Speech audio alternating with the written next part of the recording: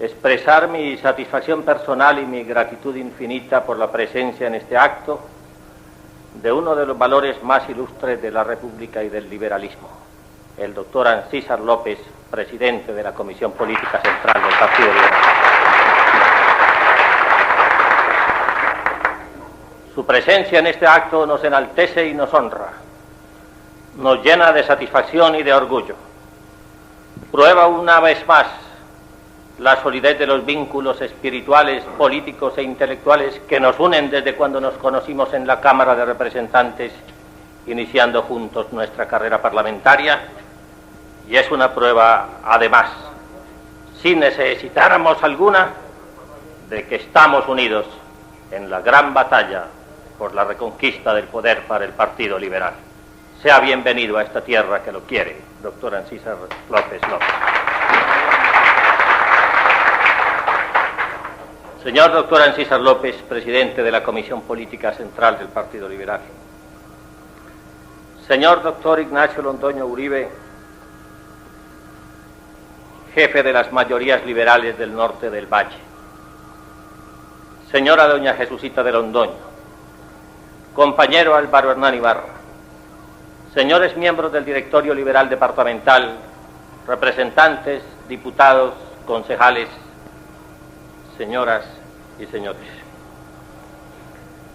Tantas veces he hablado sobre Jorge Eliezer Gaitán, su vida, su obra y su pensamiento político, que podría publicarse un libro que recogiera todo mi trabajo sobre la materia, cuidadosamente elaborado a través de los años. Por ello, cuando el jefe liberal del norte del departamento, Ignacio Londoño Uribe, y algunos de sus más distinguidos colaboradores inmediatos me hicieron el honor de invitarme a participar en este acto solemne, sentí el temor de no tener nada nuevo que agregar a lo ya dicho en el curso de una vida entera dedicada al análisis de ese fenómeno político. En esta suerte de actividades la inteligencia con frecuencia vacila ante la utilidad o peligros de repetir conceptos suficientemente conocidos. La repetición tiende sin duda a fijarlos con mayor claridad y estabilidad en la memoria del pueblo. Pero nadie podría negar que tiene el peligro de la monotonía, la cual es enemiga de la pasión con que deben llegar al espíritu los grandes temas de la controversia pública y de la lucha política.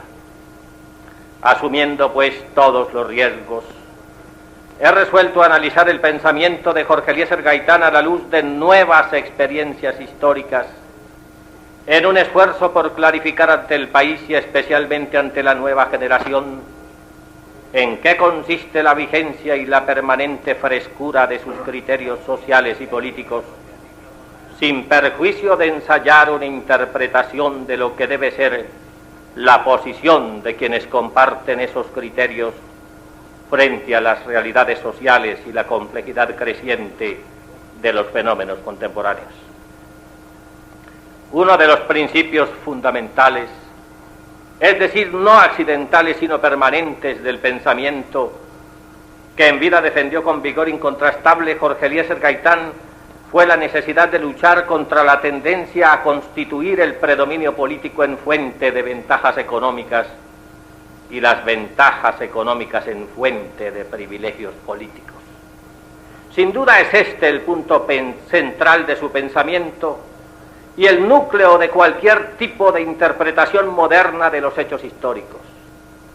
Hasta donde el colombiano raso haya entendido y asimilado el carácter esencial de este planteamiento es algo sobre lo cual abrigo personalmente mucha incertidumbre. Pero estoy seguro de que si un día llegara en el que la nación colombiana comprendiera la profundidad y la variedad infinita de aplicaciones que esta idea básica tiene sobre la interpretación de la historia política, llegaría a conclusiones que cambiarían radicalmente el curso de los acontecimientos futuros y la mecánica misma de nuestra vida democrática. La democracia política se funda sobre el concepto de que la soberanía, es decir, la titularidad del poder, corresponde esencialmente a la nación, entendida esta como una totalidad de seres iguales en derecho. El abstraccionismo liberal del siglo XIX consideró que la igualdad de oportunidades entre los seres humanos podría lograrse automáticamente mediante la consignación de esa igualdad de derechos en las leyes y en la Constitución. Sin embargo, la dictadura de la mecánica económica conspira contra esta visión idealística de la democracia. Garantizada por la misma Carta la inviolabilidad de la propiedad privada, esa misma propiedad hacia los hombres desiguales, no importa cuánta sinceridad intelectual haya presidido la conducta de los redactores de la Constitución. Allí comienzan las contradicciones típicas de nuestra sociedad, que consagra la igualdad política frente a la desigualdad económica, como si los dos elementos pudieran coexistir de tal manera que la aplicación de uno en homenaje al instinto posesivo de la especie no conspirara contra las tendencias generosas y humanísticas del otro. La teoría de la soberanía popular comienza pues a quebrarse cuando se mira la demoledora influencia que tiene una posición de privilegio económico sobre la romántica igualdad de derechos que inspiró tanto el movimiento de la emancipación como las guerras civiles que se hicieron para proteger su mantenimiento como principio básico de nuestro derecho público. Pero decía atrás que enfrentado a esta gravísima contradicción, Jorge Eliezer Gaitán clamó con la honestidad de un profeta y el valor de un guerrero contra la tendencia a convertir los privilegios económicos en fuente de ventajas políticas y éstas en factor de mayor enriquecimiento. Todo esto significa que Gaitán logró esbozar básicamente una nueva teoría de la democracia, cuyo objetivo debería ser la conciliación entre esas normas contradictorias de nuestra organización jurídico-política. ¿Cómo resolver, sin embargo, esa contradicción? ¿Cómo lograr que un país integrado por un 80% de gente sin patrimonio alguno y un 20% de propietarios de la tierra, de las fábricas, del capital financiero, pudiera integrarse en un tejido de solidaridades sociales y políticas que hicieran posible la igualdad entre los hombres y, por consiguiente, su equitativa participación en la batalla democrática por la orientación del Estado? Sin duda, las cosas, así explicadas, nos permiten ver con claridad el formidable reto que Gaitán le había planteado a su propia vida. Si hubiera logrado llegar al poder, quizá podríamos saber hoy cuáles eran los medios que pensaba utilizar para resolver esta contradicción dramática. Pero como el rugido de las multitudes que lo aclamaban llenó de pánico a los propietarios de la riqueza y a sus voceros en la maquinaria política, y ello condujo a su sacrificio, que era, por otra parte, la única manera de detenerlo en su ascenso hacia el poder, quedan por resolver innumerables cuestiones de procedimiento que, no obstante, no nos impiden ver con claridad la precisión del diagnóstico elaborado por él sobre las deformidades, injusticias y aberraciones de nuestra arquitectura social y de nuestra vida pública. Es bueno, sin embargo, aclarar que Jorge Eliezer Gaitán en ningún momento pensó en la abolición de la propiedad como instrumento para establecer una auténtica democracia política. No fue comunista jamás, y ni siquiera figuró como aliado de los comunistas, los cuales votaron por Gabriel Turbay y a quienes combatió ferozmente al frente de sus organizaciones populares en las propias calles de Bogotá. Tenía ciertamente una admiración profunda por los grandes teóricos del marxismo y por los autores de la Revolución Soviética, que sigue siendo, al percibirse las primeras luces del siglo XXI, el acontecimiento más importante de la historia de la humanidad después del triunfo del cristianismo, la Revolución Francesa y la Revolución Industrial. Pero su amor a la libertad era demasiado puro para caer en la tentación de participar en un movimiento que solo ofrecía como camino hacia la justicia social el establecimiento de la dictadura del proletariado. Aun cuando el Partido Socialista Revolucionario se había fundado en Colombia desde 1924, ni este ni el Partido Comunista, fundado oficialmente en 1930, lograron atraerlo hacia sus filas. miró con mayor sagacidad que todos sus contemporáneos la íntima vocación liberal del pueblo colombiano y al servicio de ese partido permaneció hasta su muerte. Debe descartarse, pues, en su pensamiento la idea de recurrir a la revolución violenta como instrumento para resolver las desigualdades sociales. Fue un hombre de derecho y por ello confió siempre en las leyes como instrumento del cambio social. Por eso ahora, cuando el país se convierte en un barril de pólvora y muchas gentes decepcionadas de los métodos de la democracia recurren a las armas para imponer por la violencia sus criterios sobre la cuestión social, económica y política, es bueno recordar que Jorge Eliezer Gaitán fue ante todo un hombre de leyes y un apóstol de la paz.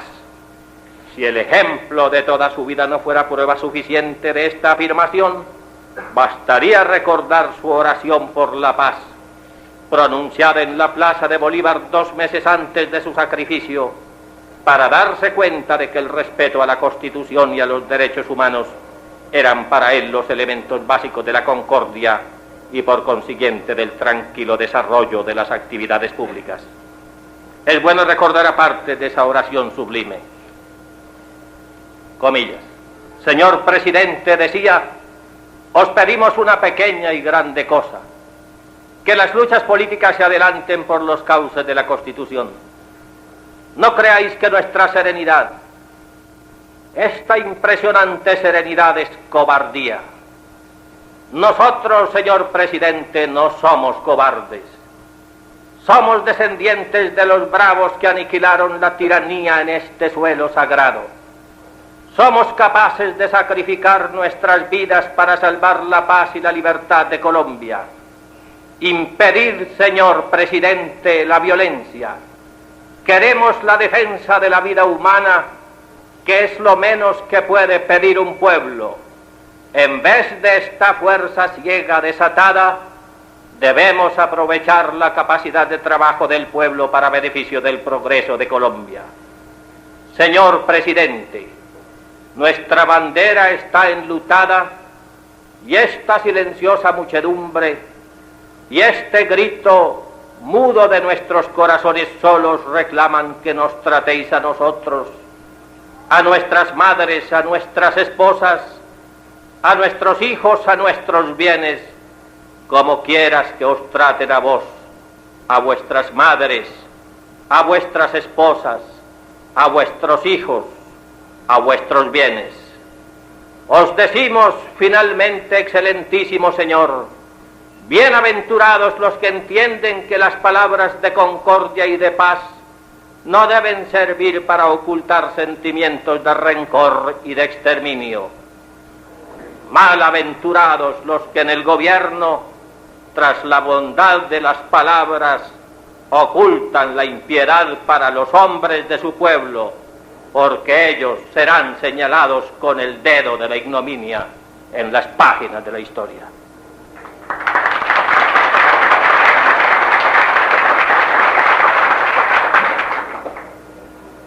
Nótese la profundidad del dolor, la ira contenida, la recóndita herida que laceraba el corazón del caudillo en esa hora tempestuosa.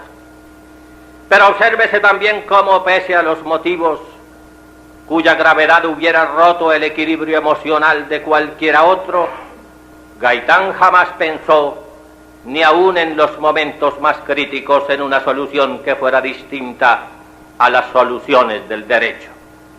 En esta hora de incertidumbre, cuando el fantasma del golpe de Estado y de la guerra civil vuelve a sobrecoger el ánimo de los colombianos, la enseñanza de Gaitán y la heroicidad de su sacrificio debieran servir de ejemplo para quienes, arrebatados por la desilusión, por la obsesión o por la ofuscación, pretenden lanzar a la patria hacia los mismos abismos de exterminio y rencor que el apóstol del Partido Liberal y del pueblo colombiano quiso evitar hasta su muerte.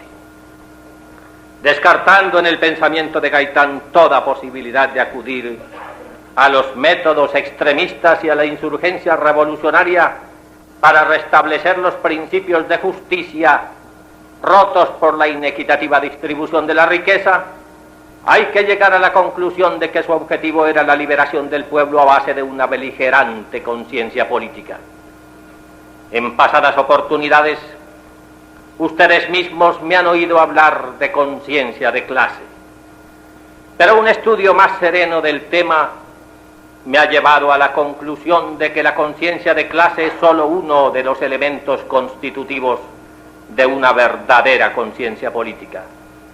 Quien tiene conciencia política sabe que la sociedad está dividida en clases y grupos con intereses económicos frecuentemente antagónicos. Quien tiene conciencia política sabe que el desequilibrio económico genera automáticamente desequilibrios políticos que lesionan y cuestionan la igualdad jurídica y la soberanía popular. Quien tiene conciencia política sabe que la intervención del Estado depende del criterio de los gobernantes y puede ejercerse en favor o en perjuicio de los humildes. En fin, quien tiene conciencia política está en capacidad de localizar los grandes resortes del desequilibrio social y los mecanismos institucionales, económicos y financieros que conspiran contra la democracia representativa.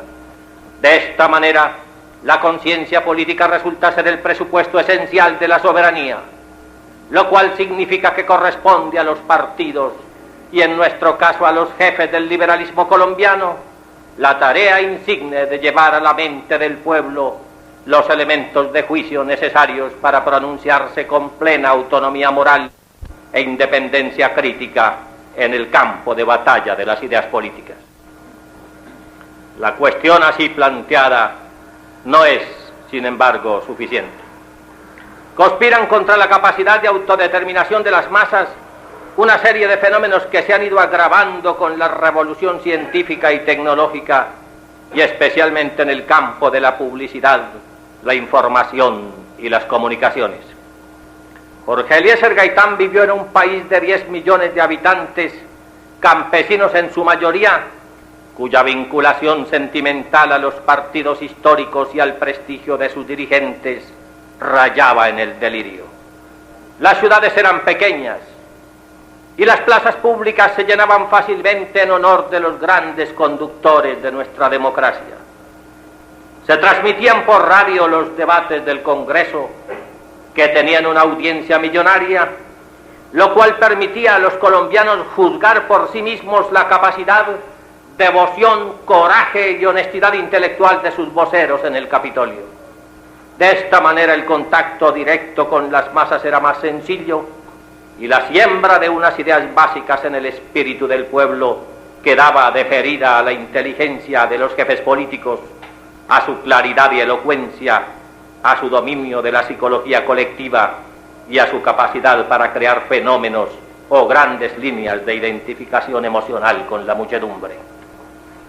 Las circunstancias de hoy, sin embargo, son bien distintas.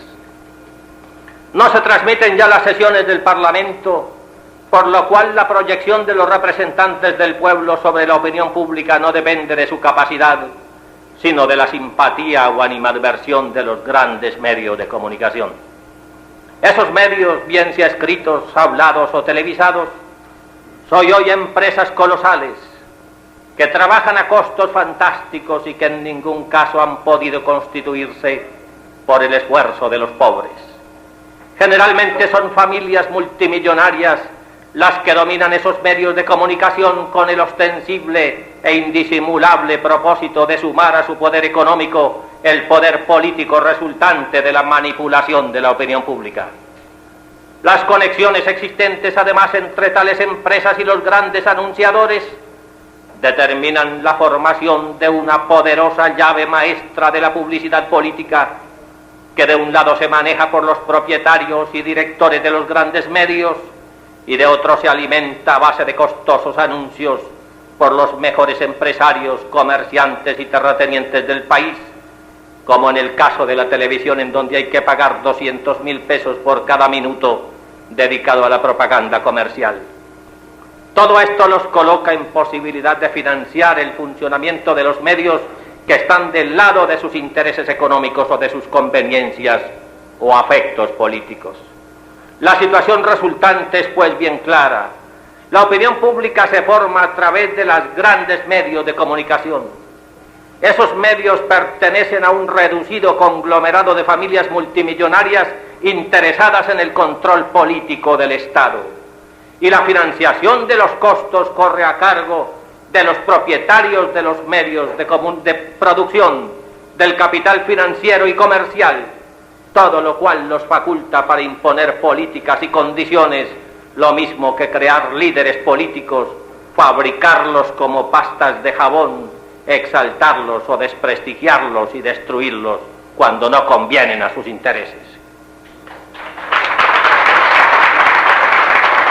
Y yo, construido por el poder económico y el poder político, se cierra sobre sí mismo, y en el medio, asfixiada por la propaganda, arrastrada por la sugestión, la masa obedece no a su propia opinión, sino a la que le meten en la cabeza desde los titulares de los grandes diarios, las espectaculares transmisiones radiales y las imágenes cuidadosamente seleccionadas y maquilladas de la televisión. El imperio de la comunicación, que es el imperio del dinero, sustituye pues de manera invisible para el pueblo a este mismo. Y cuando el pronunciamiento popular se produce, tiene que ser el que se fabrica en los laboratorios del sistema y no la resultante de un combate entre iguales, con armas iguales y con oportunidades iguales, como lo pregonan y lo creyeron ingenuamente los iluminados fundadores y arquitectos de la democracia liberal. De esta manera, los dueños del dinero se apoderan del Estado, controlando las llaves del pronunciamiento político.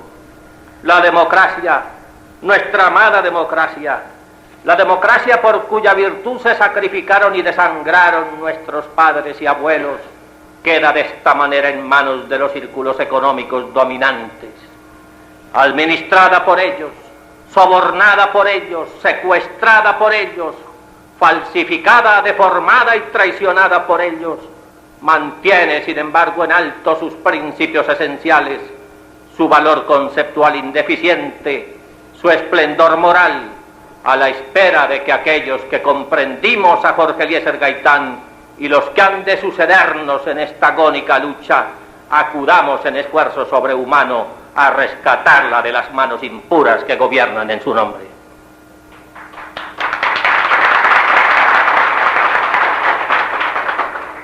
La interconexión entre la marcha de los asuntos económicos y las decisiones políticas del Estado aumenta la tendencia a la centralización de los mismos, que es exactamente lo que Jorge Eliezer Gaitán combatía.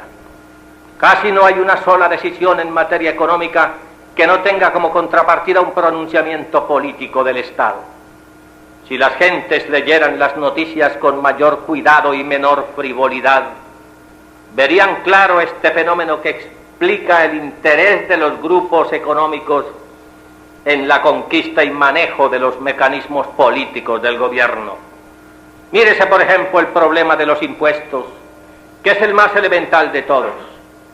Una política tributaria prudente, bien dirigida y previsiva, debe tener como objetivo claro el mantenimiento y prosperidad de la actividad económica, sin la cual el propio Estado contribuye a desestimular la iniciativa privada y a paralizar la producción de bienes y servicios. Recientemente el país ha asistido con asombro y creciente rechazo al desarrollo de una política arbitrista, alcabalera y fiscalista que recuerda las épocas más irresponsables de la corona española. Sin ningún cálculo serio sobre las consecuencias económicas y sociales de esa estrategia tributaria, el gobierno ha venido abrumando a los colombianos con una cascada de impuestos todos los días más numerosos, cuyo efecto más visible ha sido la parálisis de la producción industrial, el alza de costos, la caída vertical de las exportaciones, las alzas de precios que se traducen en bajas del salario real y la consecuente restricción de la demanda, lo cual significa reducción de los mercados y por lo tanto recesión y desempleo, con todas sus espantables consecuencias sociales y políticas. La bandera de la paz es sana y ciertamente interpreta un anhelo vehemente de todos los colombianos de buena voluntad. Pero la paz es primero un estado de alma y solo después se convierte en una conducta social y política. Y mientras desde el gobierno se desarrolle una estrategia fiscalista que no contribuya a estimular la inversión de capital, el desempleo funcionará como combustible en la hoguera de la subversión, cuyos efectivos humanos provienen principalmente de aquellos que, por incapacidad de encontrar en el trabajo una fuente regular de ingresos, terminan espiritualmente desvinculados de un sistema que no ha sido capaz de satisfacer sus necesidades humanas más elementales.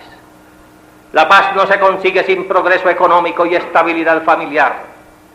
Y si algo conspira de manera seria y amenazante contra la estabilidad de la familia es el desempleo, pues el hambre destruye los resortes psicológicos de la moral y del afecto y lanza a los hombres como bestias hacia las aventuras más inverosímiles y peligrosas. En tales condiciones la política de paz, hecha con todo tipo de símbolos y de trucos imaginativos, se frustra por el descontento social y la insatisfacción pública. Las palomas que se pintan en los muros pueden ser muy bonitas, pero si no hay pan en la mesa y está vacía la olla y apagado el fuego de la cocina, la familia sufrirá primero, se indignará después, y ninguna fuerza será capaz de controlar su acometida en busca de remedios legales o ilegales para la iniquidad y el sufrimiento. Una transmisión que hace Radio Robledo directamente desde el Salón Felipe II del Hotel Don Gregorio. Pero si dejamos de lado el habla Carlos Helmes Trujillo. Y miramos más profundamente otros aspectos de la vinculación espectral entre la economía y la política, veremos cómo la posesión del gobierno y la toma de decisiones en el seno del Estado significa enriquecimiento para ciertos sectores a costa de vastas zonas desprotegidas de la sociedad.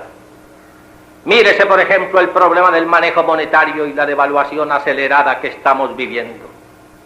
Yo había pronosticado hace 2 años, en el curso de la campaña presidencial, que el peso colombiano se derrumbaría bajo la presión interesada de los exportadores. Hoy asistimos al cumplimiento de esa profecía, con la caída espectacular del peso colombiano y de todo lo que él representa como ingreso salarial, como ahorro, como símbolo del valor de las cosas y como seguridad de la persona humana. La imprenta del Banco de la República funciona como no lo había hecho sino el Banco Nacional en la última guerra civil. Y el valor del dólar sube vertiginosamente, encareciendo las importaciones, arrastrando los precios y los costos de producción, elevando las tasas de interés, valorizando artificialmente los inventarios y sumiendo al país en el vértigo del huracán inflacionista que equivale a un despojo para los asalariados, un crimen para los desempleados y un factor de incertidumbre y recelo para los inversionistas nacionales y extranjeros, quienes no tienen puntos de referencia concretos para calcular el ritmo de recuperación de los capitales comprometidos en la actividad económica. En medio de ese panorama de sombra, el gobierno supone que con sofismas propagandísticos cuya capacidad de distracción va perdiendo fuerza, puede obtener efectos anestésicos que le impidan al cuerpo social percibir directamente la gravedad de la situación nacional. Sin embargo, un grupo privilegiado recibe los beneficios de la devaluación. Ese grupo es el de los exportadores. Nadie niega la importancia que tiene el fortalecimiento del sector externo en el contexto económico, pero ese fortalecimiento debe ser sano y no artificial. Cuando es sano se presenta como resultado del mejoramiento de la cantidad y calidad de los productos exportables, la reducción de costos, la correcta financiación, la competitividad internacional y la investigación de las mejores líneas de mercado y de crédito en las diversas zonas del mundo. Cuando es artificial, en cambio, su desarrollo no constituye sino un privilegio, una injusticia, un ilegítimo y condenable maridaje con el gobierno para enriquecer a unos pocos a costa del sudor, la miseria y el hambre del resto de los colombianos. Económicos. Podríamos encontrar ejemplos de la capacidad diabólica que tiene el Estado para favorecer a unos. Sin duda, un benéfico efecto momentáneo se conseguía con esa estrategia: la creación de empleos para personal no calificado en el sector de la construcción. Pero las consecuencias posteriores han sido desastrosas y era obligatorio preverlas. De un lado, los sectores básicos de una economía sana, como son el de la producción industrial y agropecuaria, quedaron desprotegidos con las dramáticas consecuencias sociales y económicas que estamos viviendo. De otro, la corrección monetaria se convirtió en un sistema tramposo de elevación astronómica de las tasas de interés, cuyo resultado ha sido arrastrar consigo los demás sectores de la economía y orientar al país de una manera deforme hacia una política de especulación con el dinero y un desarrollo desequilibrado e improductivo del sector financiero. Para poder competir con esa especie de Frankenstein creado en los laboratorios del Ministerio de Hacienda, el Estado tuvo que elevar también las tasas de interés en los títulos de deuda pública, pues de otra manera se habría quedado sin clientela frente al privilegio exorbitante concedido a las corporaciones de ahorro y vivienda. Por resultado, el proceso de crecimiento industrial del país se paralizó, pues no valía la pena invertir azarosamente en nuevas fábricas si el dinero podía rendir más con la especulación en el sector financiero. El desarrollo de la agricultura y la ganadería se vio imposibilitado para atender las crecientes necesidades de la población, y los concordatos y las quiebras se convirtieron en la noticia del día, mientras en el panorama del país se dibujaba el espectro del derrumbe industrial debido al peso insoportable de las cargas financieras. De vez en cuando el gobierno ha tenido que hacer teatrales operaciones de salvamento, como en el caso de las industrias textiles de Medellín, que antaño fueron el más grande título de orgullo de los colombianos. Y como si todo eso fuera poco, contagiado por el espejismo de la prosperidad financiera, los propios banqueros comenzaron a hacer malabares con la plata de los ahorradores, los créditos, para pasar en la cárcel a algunos personajes que por tener la aureola del dinero multimillonario eran mirados con respeto y casi con idolatría por el resto de los colombianos. Todo este drama obedeció a un propósito: el de favorecer con intereses escandalosos a los propietarios de dinero ocioso, con el pretexto de darle a la vivienda una prelación que no tiene. Y en este terreno es indispensable que se sepa el pensamiento del Partido Liberal expuesto por mi boca y bajo mi responsabilidad. La vivienda es sin duda una de las más importantes necesidades humanas, pero si se le convierte en la más importante prioridad del desarrollo y se la estimula por métodos inflacionarios, descuidando la industria, la agricultura, la ganadería, el comercio y la moneda, el resultado es la inflación galopante, el desempleo revolucionario, la quiebra del país, su humillación ante la banca internacional y la crisis social y política. Transmisión que hace Radio Robledo desde el Salón Felipe II del Hotel Don Gregorio, cuando habla el senador. Eso es lo que estamos recogiendo. La cosecha de una política deliberadamente inflacionaria que se ha hecho para favorecer a unos sectores privilegiados con el sudor del pueblo, a costa del pueblo y en medio de la ira amenazante, creciente y conminatoria del pueblo, cuyo veredicto puede demorarse, pero será condenatorio para quienes de esta manera han jugado con su vida y oscurecido su destino. Los ejemplos anteriores podrían multiplicarse hasta el infinito para demostrar cuánta razón tenía Jorge Eliezer Gaitán cuando clamaba contra la integración del poder económico y el poder político en un solo circuito. Los acontecimientos posteriores a su muerte y el desarrollo de la economía capitalista le han dado toda la razón. El pueblo quizá no se haya enterado todavía de algunas sutilezas, pero el mantenimiento de su imagen de líder casi 4 décadas después de su muerte no puede sino demostrar la validez de su criterio sobre el desarrollo, el contenido y la sustancia de los fenómenos sociales.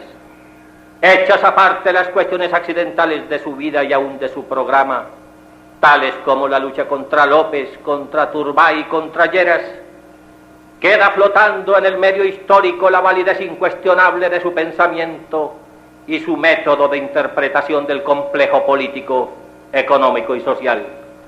En tales condiciones, la actualidad de sus ideas resulta sorprendente para el analista de la historia y crece frente a los resultados de ese análisis el tamaño gigantesco de su posición intelectual. Contrariamente a lo que siempre se ha dicho de sus valores humanos, no era su condición de orador irresistible lo más importante de su hercúlea presencia. Lo perdurable, lo admirable, lo verdaderamente magno era su capacidad para detectar la causa de nuestras malformaciones sociales, la prevaricación del Estado, su manipulación por unos pocos, el privilegio irritante en favor de grupos de elegidos y la alteración fundamental del sistema democrático obtenido por métodos refinados, inaprensibles y aplastantes. Hoy se sabe que determinados sectores gozan de subsidios que cuestan al Estado decenas de miles de millones de pesos que van a engrosar las arcas de quienes ya son suficientemente ricos, mientras los hambrientos no han logrado siquiera un subsidio de desempleo que los libre del hambre y del delito. Hoy se sabe que cuando no hay dinero para pagar a los jubilados y a los maestros, sí lo hay para salvar al sistema bancario amenazado con la corrupción de sus propios gerentes, mediante el procedimiento de socializar las pérdidas y privatizar las ganancias.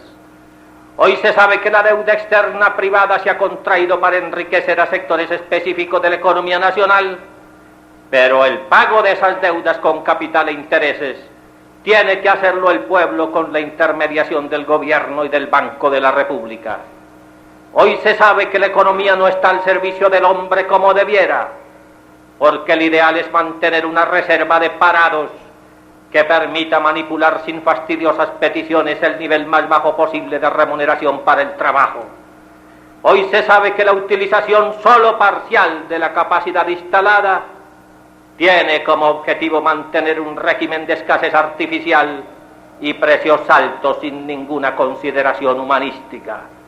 Hoy se sabe que el Estado resulta maliciosamente impotente para mantener la oferta de bienes cuando los grupos de presión económica han resuelto crear una escasez ficticia para obtener resoluciones de alzas de precios. Hoy se sabe que la leche se arroja a los ríos de la sabana de Bogotá para impedir la caída de los precios, sin que importe ni poco ni mucho la vida y la salud de los hijos del pueblo frente a los intereses de los productores. Hoy se sabe que los propietarios más poderosos y los distribuidores más potentes suspenden los suministros de bienes al mercado para hacer negocios fantásticos con las alzas que les comunican confidencialmente los funcionarios encargados de hacer la intervención en materia económica. Hoy se sabe que las tarifas y la contabilidad tienen una correlación fraternal, por virtud de la cual la segunda debe ceder flexiblemente ante las necesidades de las primeras, cuyas alzas permanentes resultan una ley de hierro de la vida económica superior a los requerimientos de la vida humana. Hoy se sabe que la mejor manera de llegar a las posiciones clave del Estado no es contar con la adhesión de las muchedumbres y con los votos que el pueblo aporta para respaldar a sus voceros, sino hacer carrera al servicio de las empresas privadas para salir de allí hacia los ministerios y saltar de estos otra vez hacia las gerencias de las empresas o a la dirección de los gremios. Hoy se sabe que el Instituto de Fomento Industrial toma la plata del pueblo para comprar empresas arruinadas y después de rescatarlas con dinero de origen social, ya florecientes, se entregan de nuevo al capital privado para que éste pueda disfrutarlas sin riesgo. Hoy se sabe que las decisiones del gobierno en relación con empresas estatales está vinculada a un cálculo sobre la conveniencia o perjuicio que pueda causar la decisión política a empresas particulares que están en el gobierno a través de sus propietarios, directores o accionistas. Hoy se conocen muchas cosas que han ido creando el clima de inconformidad más peligroso y explosivo que el país haya vivido desde la crisis económica de 1930. Es por eso que he querido, aun con el temor de ser repetitivo, volver a esta amada ciudad para lanzar desde ella un grito de alarma y advertencia que llegue a la inteligencia de la totalidad de los colombianos. Desgraciadamente, y lo advierto, los medios de comunicación no van a colaborar. Les da demasiado miedo concederme la razón porque suponen que eso equivale a abrirle camino a mi consagración política. Y es mejor mantener la conspiración del silencio que recibir con patriotismo y generosidad los sombríos diagnósticos sobre el futuro inmediato de la República. Quienes me vieron, sin embargo, siendo un niño, fundar en esta ciudad el movimiento de Jorge Eliezer Gaitán, ante la prevaricación y la claudicación de los jefes políticos de entonces, saben bien que no me arredran el silencio, ni el egoísmo espeluznante, ni el irresponsable y criminal vilipendio.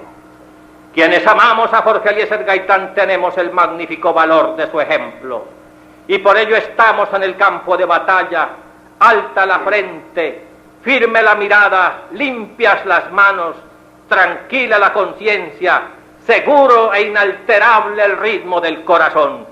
Pero si éste ha de pararse algún día por mandato de Dios o perversidad de los hombres, bajaremos a la tumba con la satisfacción de no haber mentido nunca, para reunirnos con nuestro Maestro más allá del misterio y desde allá vigilar y amparar con la fuerza del Espíritu a quienes no se entreguen, a quienes no claudiquen, a quienes no tiemblen.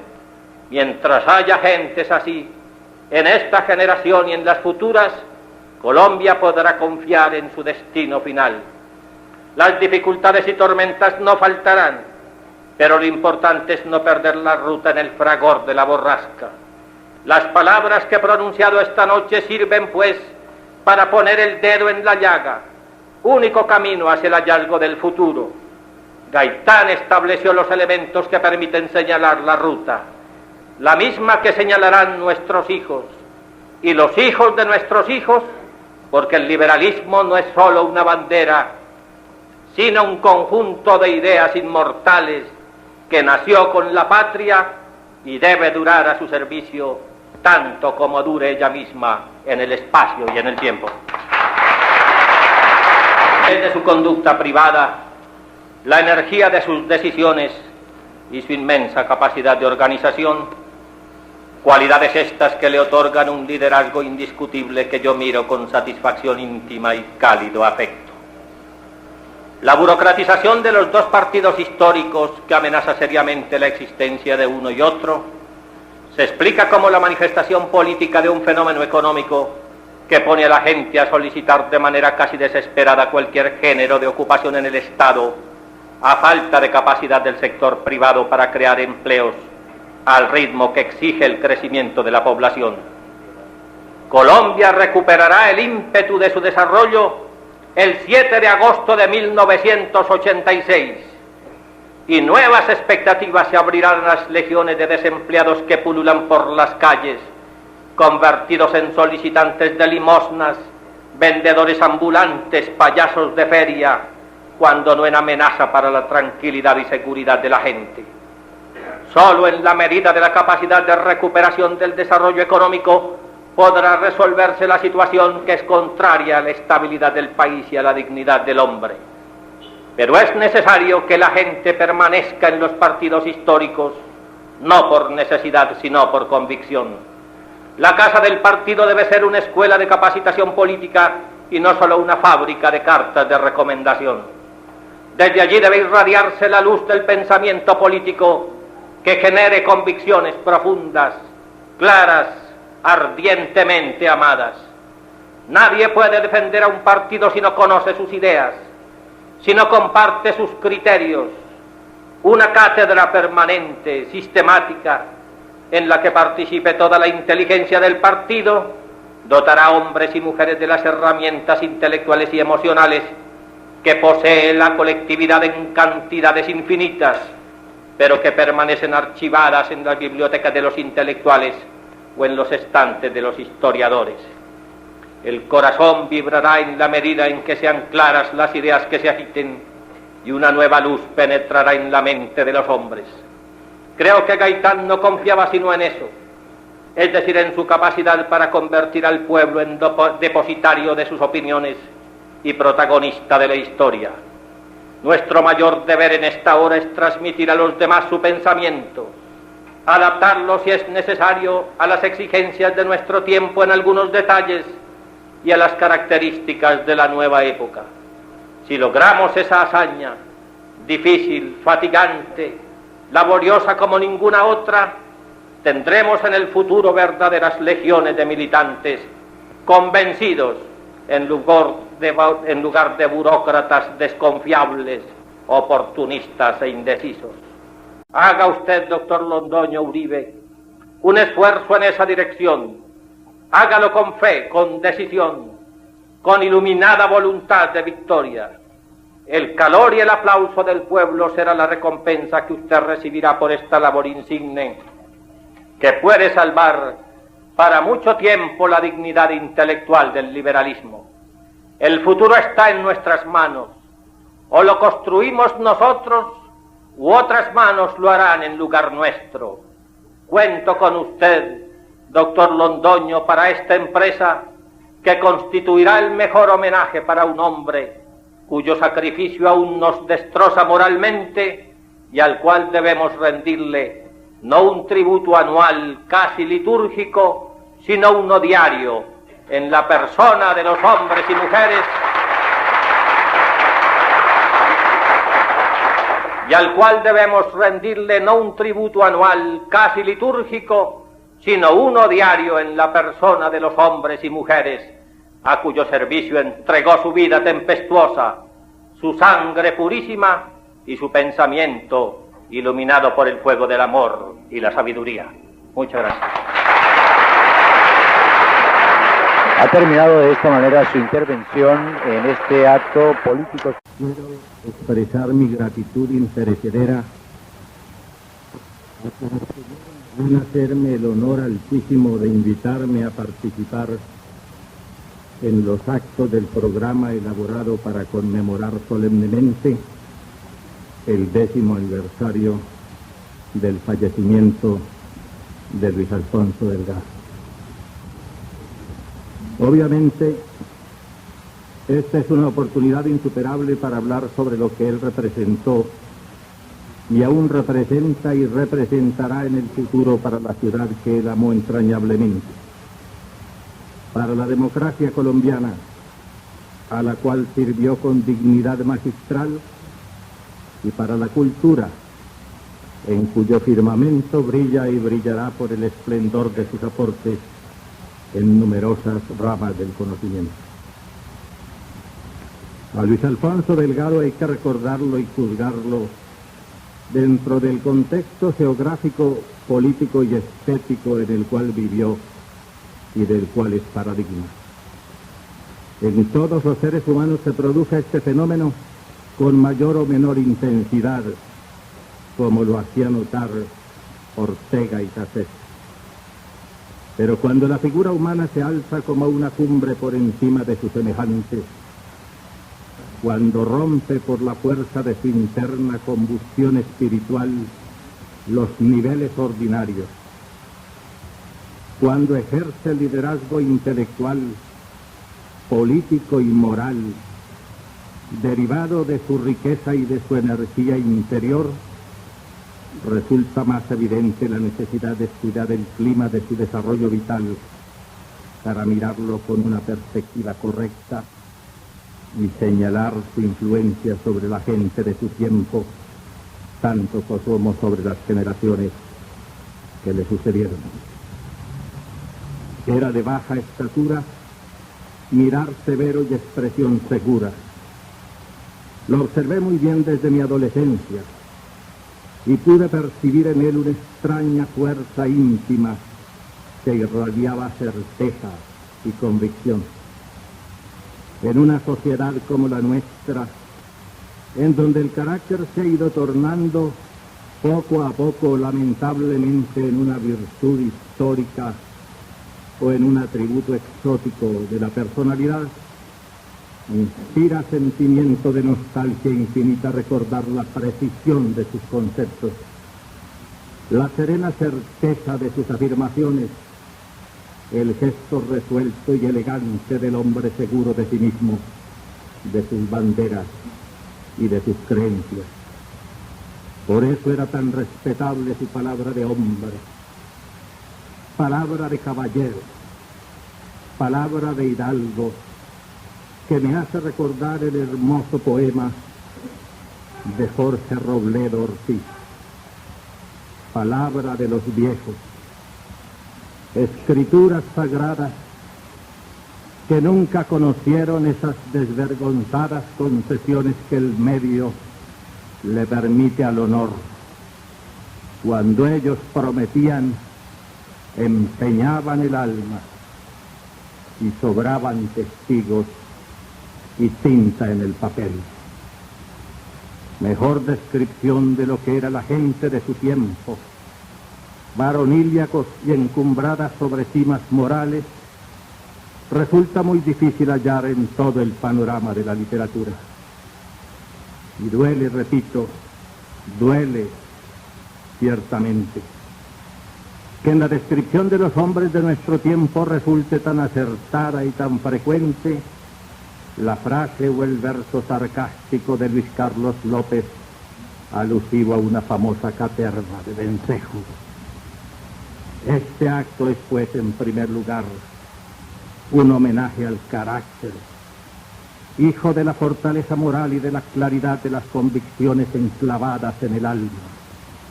Así hubiera tenido que quedarse solo, Luis Alfonso Delgado habría sido el mismo que fue y que hoy recordamos, una columna de acero forjada en el fuego del amor a su tierra, a su ciudad, a su partido y a su patria. Pero como además había en él un poeta, un pensador político y un hombre de fe, los ideales que movieron su vida estuvieron siempre encuadrados dentro del marco religioso de la cultura cristiana, no solo por su conexión metafísica con valores superiores, suprasensibles, sino con la claridad de la conducta social, que no puede ser constructiva solo por la fuerza externa de la ley, sino por la emanación espontánea del corazón. Insistió mucho por eso en los peligros de la decadencia moral, en la necesidad de frenar un proceso de debilitamiento de los resortes éticos de la civilización que son característicos del ocaso de todas las culturas, y recurrió a los principios de la poesía, la religión y la filosofía como instrumentos mentales insuperables para modelar la personalidad y educarla dentro de moldes culturales compatibles con el orden y la fraternidad. Con tantos sociólogos y politólogos como florecen en los numerosos simposios y foros que aquí se celebran, más con el propósito de aparecer en la televisión que el de hacer contribución alguna al análisis serio de la crisis nacional, poca gente penetra tan hondamente como él lo hacía en las verdaderas raíces del orden social. Este se garantiza ciertamente con instrumentos operativos de carácter policial. Las Fuerzas Armadas hacen lo que pueden para preservar el edificio de la República, pero nadie dice que la crisis es más cultural que política. Nadie quiere advertir que el colapso es más moral que institucional. Nadie percibe que el naufragio de las creencias y de los valores precede siempre al quebrantamiento de la ley. Si el hombre está corrompido por dentro, si en su alma no alumbra la luz de valores eternos, si los principios básicos de la conducta no son en su mente una convicción, sino un conjunto de palabras o sonidos vacíos, su conducta será el reflejo del derrumbamiento moral y la acción del Estado estará siempre debilitada por la ausencia artística de sus propias gentes.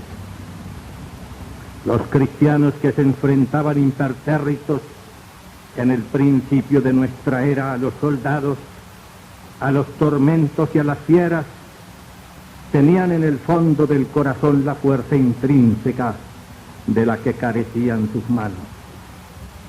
Y aquellos que, Dotados de las armas, los carros de combate y las espadas parecían invencibles, estaban por dentro corroídos por el derrumbamiento de una cultura, por el fin de un ciclo histórico, por la agonía de unos valores resecos, cuya sustancia vital había quedado sepultada junto con las cenizas de sus antepasados.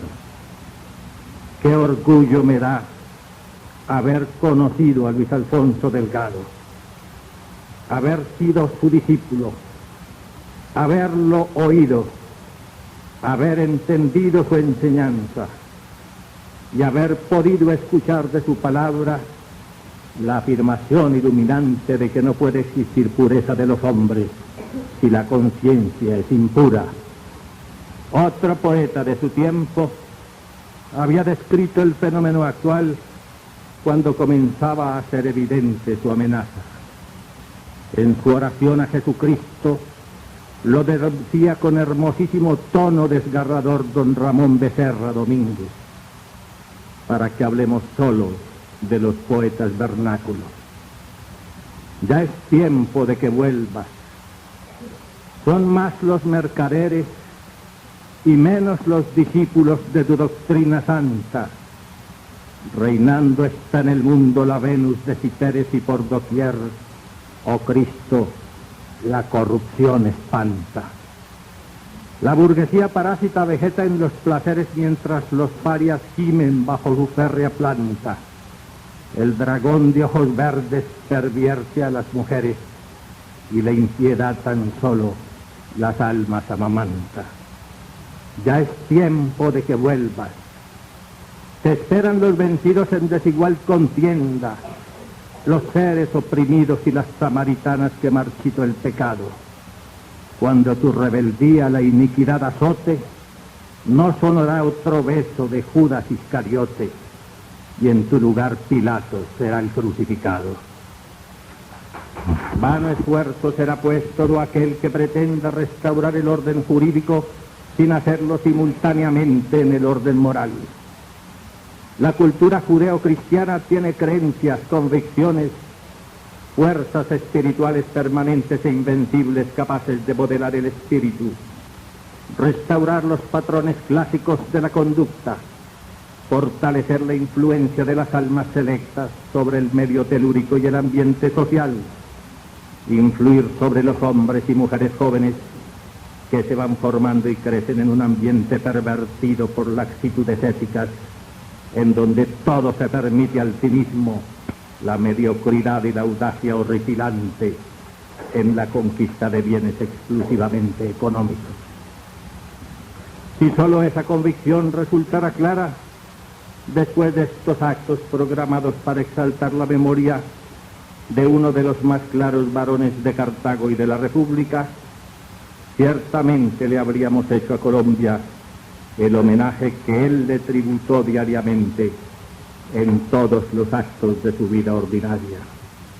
Solo que amaba pensar en términos de belleza lírica, y por eso el presentimiento de la actual decadencia le hacía lanzar anatemas o lamentos que hoy debemos recordar en un esfuerzo por llevarlos de nuevo al espíritu de la juventud.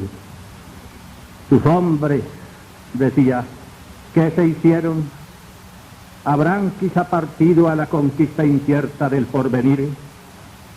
Se advierte en los que en ti demoran el signo de la muerte, los surcos del cansancio, las sombras del olvido. Tus hombres, ¿qué se hicieron? El hombre no era para él, para su concepción universalista, un simple átomo de la sociedad política, sino un ente moral, vinculado a concepciones superiores que justificaran y embellecieran su paso por la tierra.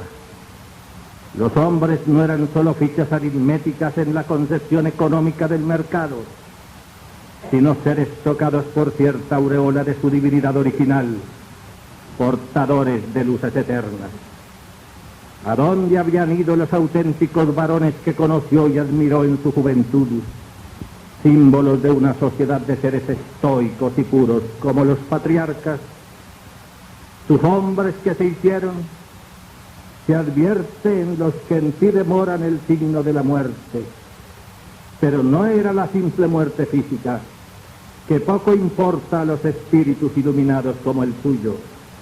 Era el hundimiento, el colapso de un estilo de vida, el crepúsculo de una cultura, de una forma de existencia ejemplar, que en su concepción de la sociedad ordenada y cristiana resultaba idealizado por la certeza del conocimiento y la belleza de la expresión estética.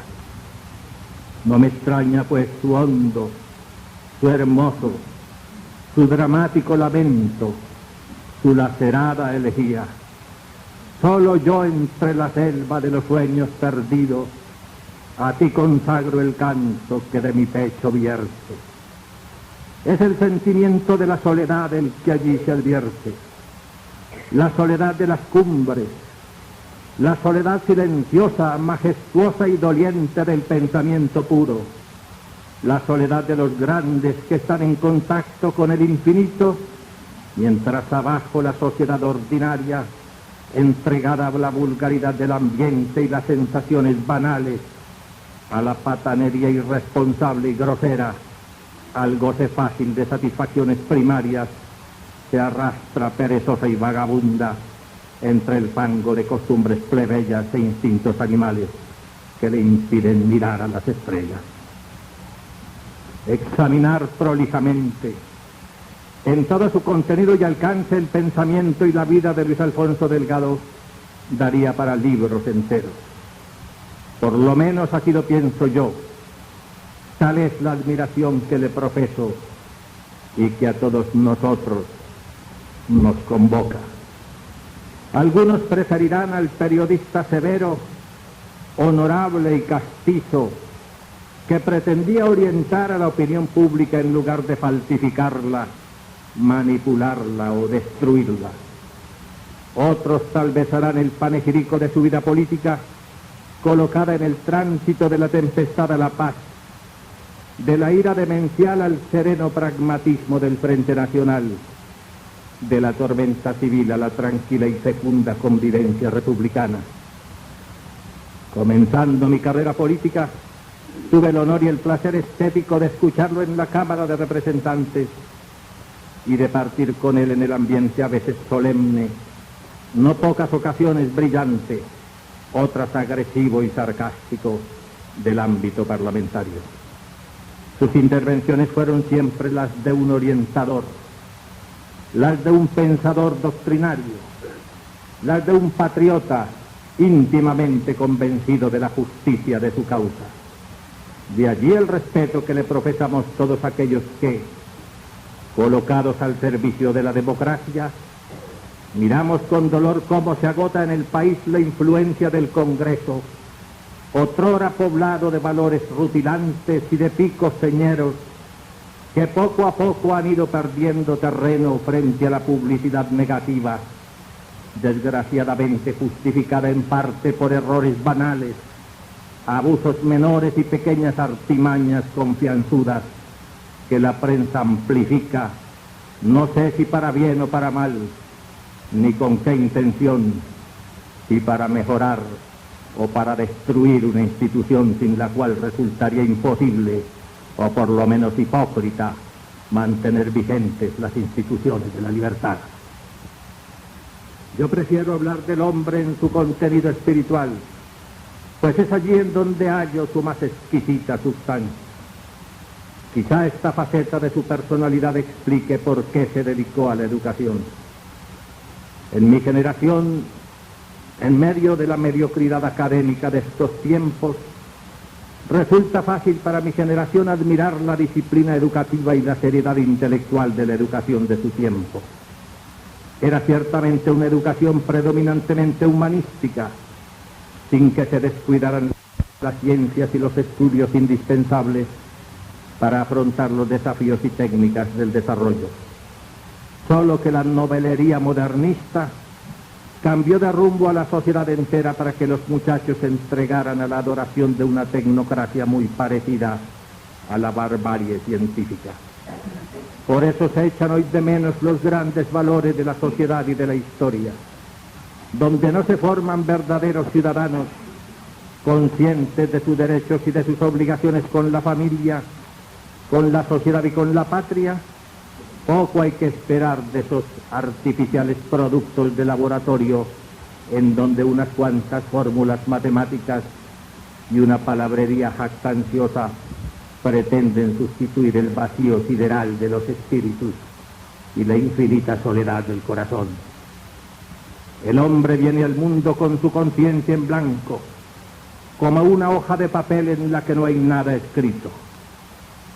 Poco a poco, el conocimiento y el desarrollo del sistema nervioso lo van poniendo en comunicación con el mundo exterior. Pero en ese mundo hay hombres, mujeres, animales y cosas. También hay nociones, principios, ideales, costumbres.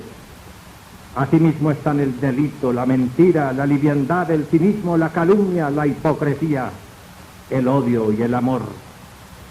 Hallar la ruta en medio de esa selva de valores y tendencias que van penetrando poco a poco en la conciencia para imprimirle un sello turbio o nítido, perverso o excelso, noble o plebeyo, es tarea original de los padres en el sagrado ámbito de la familia y después de los educadores, cuyo papel es ir dibujando sobre aquella conciencia virgen los rasgos del porvenir. La cultura se introduce entonces en la conciencia y se transforma en hábito, en forma de vida, en esquema de pensamiento. Lo que la humanidad ha hecho en el pasado, bueno o malo, grande o pequeño, excelso o mediocre, va penetrando por sutiles canales hacia la conciencia alba del nuevo hombre y construyendo su carácter. El educador sirve de comunicador y de guía, de orientador y de padre en el sentido intelectual y moral. Luis Alfonso Delgado escogió por ello la educación como la más hermosa de las actividades de su brillante vida académica. A través de ese mecanismo transmitía a las generaciones nuevas el límpido tesoro de sus conocimientos, de sus convicciones, de su concepto sobre lo que son los deberes y derechos del hombre en la sociedad en que vive. Independientemente del cuadro jurídico de carácter constitucional en que podría desenvolverse el tema, creo descubrir en él dos factores dominantes: el amor a los valores permanentes de la civilización judeocristiana y la devoción por su tierra natal.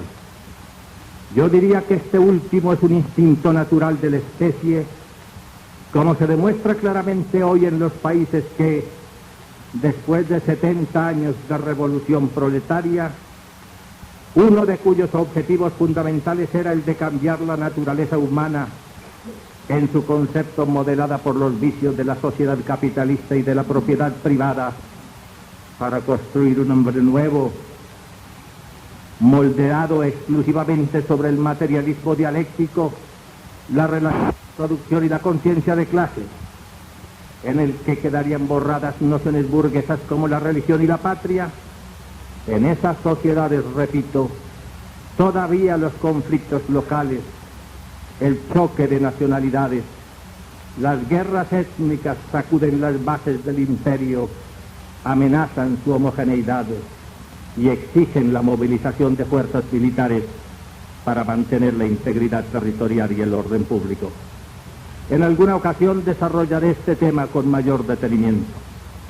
Basta decir por ahora que la experiencia de la Unión Soviética, de Transilvania, de Moldavia, de los países bálticos, de las minorías germanas en Polonia y Checoslovaquia, de las minorías húngaras y teutonas en Rumania, de las minorías albanas en Yugoslavia y especialmente en Serbia, y los choques frenéticos de los últimos meses en Georgia, en Turquestán, en Azerbaiyán y en Armenia, indican que hay en los pueblos cierto sentimiento de unidad de destino que pertenece a las tendencias más hondas de la especie, y que ese sentimiento se expresa en el amor a la patria y en términos mucho más íntimos en la adoración por el paisaje, las costumbres, la tradición y las gentes de la tierra nativa. Yo tengo a mucho orgullo haber nacido en esta ciudad, cuya trayectoria histórica he aprendido a valorar desde niño. Un recuento de su fundación, su desarrollo, su estado actual, sus hechos heroicos, sus monumentos arquitectónicos, sus personalidades más destacadas en la literatura, en la política, la ciencia o el arte, resultaría excesivamente largo, farragoso y pedante. Pero sí debo decir que el amor a la tierra ha sido característica de todos los pueblos y de todas las culturas. Entre nosotros, por ejemplo, admiro por su espléndida hermosura el elogio de Palmira, publicado por el maestro Ricardo Nieto. El de Cartagena, elaborado por el fino espíritu cáustico de Luis Carlos López, y entre nosotros, los poemas de amor a Cartago, escritos por Víctor Sandoval, Manuel Antonio Bonilla y José Ignacio Bernal. Los de Luis Alfonso Delgado, reunidos bajo un nombre común, Elogio a la ciudad materna, son uno de los más puros productos de la lengua castellana. Son los elementos básicos de la descripción poética, la heráldica de la ciudad, su historia heroica, las virtudes de su raza, el elogio a su belleza original, hoy ultrajada por ciertos monumentos de cemento, erigidos en homenaje a la monstruosidad modernista, elaborados por ingenieros al mismo tiempo sabios y bárbaros, cuyo saber matemático no pudo valorar el alma de la ciudad, su patrimonio estético y la eternidad conmovedora de su vocación monumental, que constituyen una pura, límpida, espléndida, apasionada declaración de amor. Los dos cuartetos iniciales, construidos a la manera de la oración a Jesucristo, muestran la influencia de la literatura mística de origen hispánico. No las áureas coronas del blasón encarnado con que el monarca supo premiar su valentía, no de sus bravos hijos la ardiente bizarría que con fulgores bélicos iluminó el pasado, no el llevar en tu seno el talento albergado, ni ser tú la morada de la sabiduría. Son otros lazos íntimos, ciudad eterna y mía, lo que me tiene al yugo de tu vivir atado.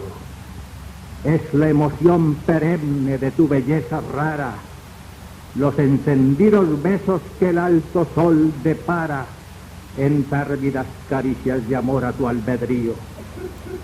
Bajo el azul fulgente, los vívidos adornos y la mar contorno copiados en los trémulos cristales del río. No falta ni sobra una sílaba. No hay una disonancia fonética ni un error métrico, ni un bache en la emocionante cadena de imágenes, ni una nube en la lucidez deslumbrante del pensamiento. Periodista, parlamentario, hombre de gobierno, legislador y conductor de masas, Luis Alfonso Delgado es más que eso. Es un poeta en la más cimera y refulgente expresión del idioma. Yo podría comparar este soneto con los mejores de la lengua castellana y lo haría como me ha correspondido en algunas tertulias europeas, hacerlo con orgullo en defensa de la tradición intelectual de Colombia.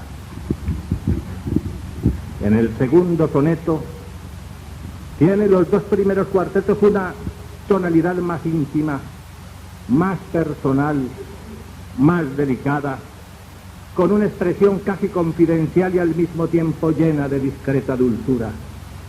En lugar de los escudos y los blasones que en otra clase de poemas tienen cierta orientación épica, aquí la tonalidad baja hasta las más ocultas fibras del corazón, casi como si la ciudad fuera una mujer. Y en el primer terceto, la explosión emocional que estalla como un volcán. Es la fuerza del amor que ya no resiste sus propias inhibiciones y truena con la energía cósmica de una sinfonía heroica. Y al final un recuerdo sin nombrarlo, el de su padre, Roberto Delgado, también poeta inmenso y gloria también de nuestra ciudad inmarcesible. Viviendo en ti, paréceme que vivo en la distancia, en el feliz retorno cifrando los anhelos para embargar mi espíritu bajo tus limpios cielos, para aspirar tus hálitos, ciudad fecunda y rancia. En tu apacible seno se levantó la estancia donde corrió el tranquilo vivir de mis abuelos. Al amor de tus hombros conocí los desvelos de la vida en la amable ceguedad de la infancia. Todo en ti, calles, plazas, colinas, caserones antiguos, ventanales abiertos, manso río, templos donde se enciende la fe en los corazones, es a mí como esencia de mi ser desprendida. Ah, si guardé en tu seno bajo del mármol frío de una tumba callada la mitad de mi vida. Esa última referencia fúnebre es de un dolor desgarrador, como si viniera arrancado de la trágica poesía de Espronceda. Pero ya Luis Alfonso, nuestro amigo y maestro, ha muerto también como Roberto Delgado. Igualmente sobre su tumba se agita el mismo misterio que él hizo grabar en el sublime epitafio de tu padre. Y su silencio aterra, y solo el viento entre los sauces zumba. Cuánto misterio encierra un puñado de tierra bajo el helado mármol de una tumba. Después de estos actos, que han revestido una especial solemnidad, nos despediremos para continuar cada cual su propio. Estos actos, que han revestido una especial solemnidad, nos despediremos para continuar cada cual su propia jornada. Pero llevaremos en el corazón la alegría de haber contribuido al recuerdo, tal vez a la resurrección de los valores esenciales de la nación y de la ciudad, personificados en Luis Alfonso Delgado. Por encima de los partidos, de las facciones, de los grupos, de diferencias episódicas, hemos coincidido aquí en la exaltación de las cosas esenciales que nos unen. Ojalá esta semilla no caiga